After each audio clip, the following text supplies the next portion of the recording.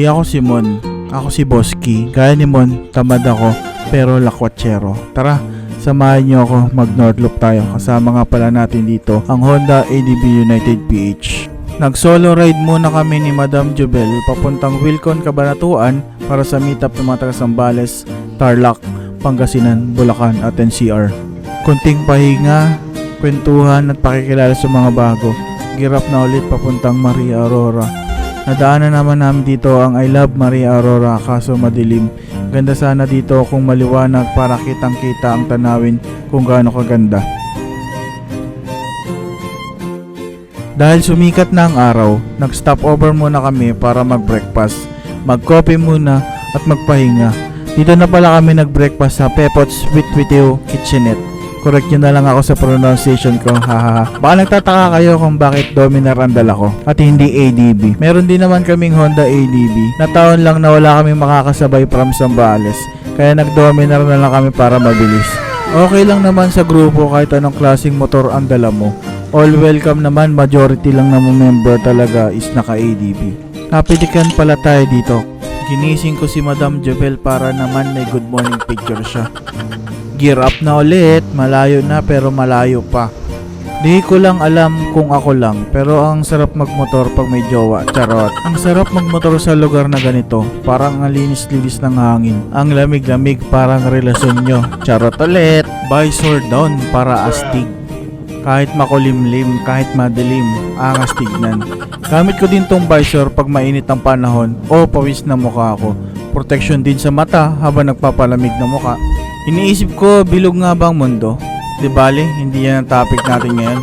Malapit na kami dito sa I Love Ampere. Pag nadaanan nyo na tong pulang bridge at magandang tanawin, ang dagat ng Aurora, mapapaslow down ka talaga sa ganda. Kita nyo, pinapauna ko na sila pero ayaw nila, di don't. Nang makarating na nga kami sa signage ng I Love Ampere, sobrang excited ni Madam Jubel, napapatayo pa. Huminto nga muna kami dahil mag-drone shot ang group dito sa Dipakulaw. At syempre, habang nag-aantay, selfie muna. Ay teka, may ulo ng iba, nasama, ulitin natin.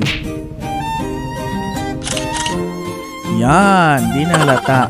Isama naman natin yung mga nasa likod at gusto ni Madam Jubel, nakapikit siya, pa-cute daw siya eh. 3, 2, 1...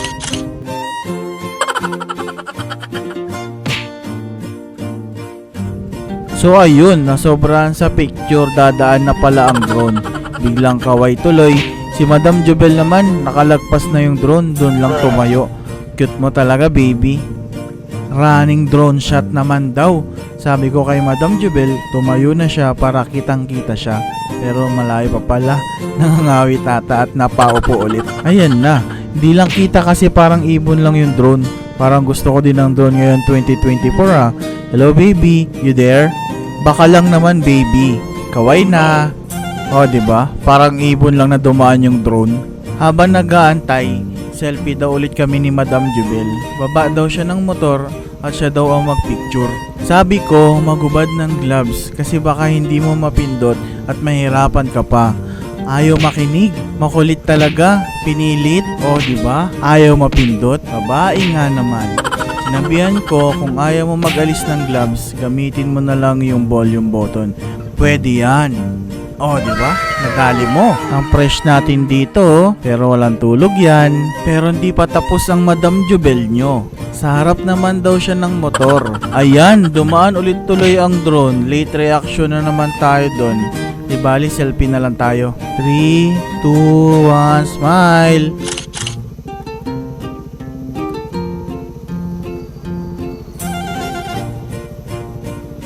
Continue na nga ang biyahe namin.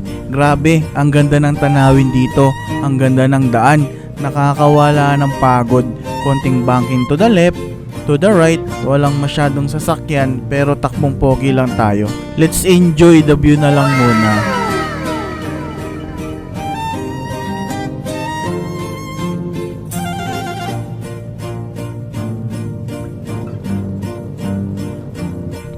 Mapapansin nyo dito, medyo hindi na nga maganda ang panahon. May konting patak na ng ulan, kita naman sa kalangitan at sa kalapit na bundok na bumubuhos na ang ulan. Naghalo ang kaba at excitement ko dahil ang dadaanan namin ay isang bundok na puro banking. I mean, puro sigsag, pero based on my experience, mas nakakatakot pa sa bungabon, lalo na at umuulan. Kung nakadaan ka na doon, alam mo ang ibig kong sabihin. Nag-off cam na nga muna ako dahil lumalakas na ang ulan. Naganap ng masisilungan at nagsuot ng kapote. Almost 4 hours namin binyahe galing Dipakulaw to Kawayan, Isabela. Thanks God, lahat naman kami nakarating ng ligtas. Dito na nga kami nag-lunch sa Otep. Hindi to sponsor ha, pero sulit ang pagkain dito at mababait ang crew. Pinayagan pang magpahinga ang grupo dahil mahaba na ang binyahe at wala pang tulog ang iba. Sa sobrang pagod din namin ni Madam Jubel, hindi na namin nagawang mag-video. Dumiretso na ang grupo papuntang Tuguegarao City para magpalipas ng gabi. Day 2 na ng aming North Loop Expedition. Gear up na ulit. Medyo hindi maganda ang panahon kaya yung iba nagkapote na. Grabe, ako lang ba? Natataranta pa nagkakapote na? At saka ako lang ba? Nagkapote pero basa pa rin? Comment naman below kung ano magandang kapote. Ang dami namin, ang saya. Pagtapos nga magpagas ng lahat, larga na para sa next destination namin. Welcome Arc ng Apari. Kaya kung nakaabot ka sa part na to, comment ka naman kung tagasan ka para alam ko kung hanggang saan nakarating ang video natin. Salamat! Uy, Kuya Doming, andyan ka pala. Kamusta? Tamang bip-bip lang. Di pa nga kami nakakalayo. Bumuhos na ulit ang ulan. Sabi ni Madam Jubel, mamaya na kami magkapote. Hindi pa naman daw masyado malakas yan. Kaso, it's a prank. Lalong lumakas. Kaya minabuti namin maghanap ng maihintuan.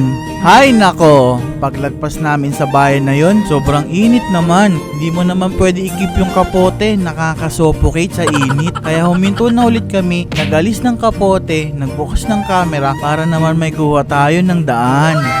Hindi ko na nga alam kung anong bayan na kami. Nakakita si Madam Jubel ng BDO Bank. Pinauna ko na ang mga kasama ko. Total, malapit na din naman kami. At need daw mag-withdraw ni Madam Jubel ng pera at wala na kaming cash na panggas. Grabe, ang bait talaga ng baby ko. Full tank lagi ang Blackie ko. Pag ganito nga naman talaga kasama mo, gaganahan kang gumala. Bago nga kami umalis ng bangko, umulan na naman. Pero this time, hindi na kami nagkapote. Pagdating namin sa arko, kami na lang pala ang inaantay para sa group picture ng grupo. Sorry po, group picture na kami. Sobrang saya. Hanapin nyo na lang ako dyan kung saan ako. Uy, Kuya Arjun, pa-picture naman. Grabe nga naman mga angle ni Kuya Arjun, no? Salamat! Paalam Mapari, sa uulitin. Larga na kami para sa next destination namin. Pero bago pala kami nagpatuloy, nag-lunch na din muna kami. Sorry hindi ko na nasama sa vlog natin. Next destination namin is sa Patapat Bridge, Pagudpud na. Let's go! Dahil nga first time ko mag North Loop, grabe hindi ko akalain. Ang ganda ng mga bridge sa Luzon. Nakasama pa ang ganda ng panahon. Tapos may OBR ka pang napakaganda. Naku! Panalo! Narinig ata ako, nakasilip sa gilid ko. Naku, may drone na naman, hindi na naman kami naka-ready. Sabi ni Madam Jubel, tatayo daw siya. Sabi ko, go. Sabi niya, wee! Ayaw pang umupo, oh. Sa sobrang ganda ni Madam Jubel. Sa sobrang ganda ng tanawin. Tanggal talaga ang pagod. Medyo nagmamadali na nga kami dito. 3 oras pa ang biyahe. Palubog na ang araw. Abangan nyo ang part 2 ng ating North Loop Expedition. Huwag kalimutan mag-like, mag-follow sa ating social media account para updated ka sa ating mga gala. Upload natin ang part 2 next Monday ng 7 PM. Salamat! Comment naman kayo kung tagasan kayo para alam ko kung saan nakakarating ang video natin. Shoutout natin yan next video. Let's go!